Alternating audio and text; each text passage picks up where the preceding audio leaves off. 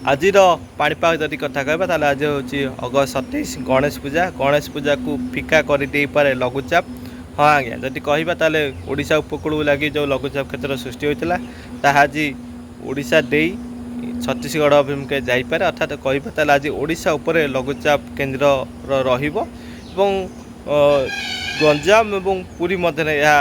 landfall करिपारे एवं यार प्रभाव जदि कहबा ताले उपकूल ओडिशा दक्षिण ओडिशा एवं पश्चिम ओडिशा रे मध्यम प्रबल वर्षा गोटे दुई स्थान अत्यंत भारी वर्षा जापे एवं उत्तर ओडिशा रे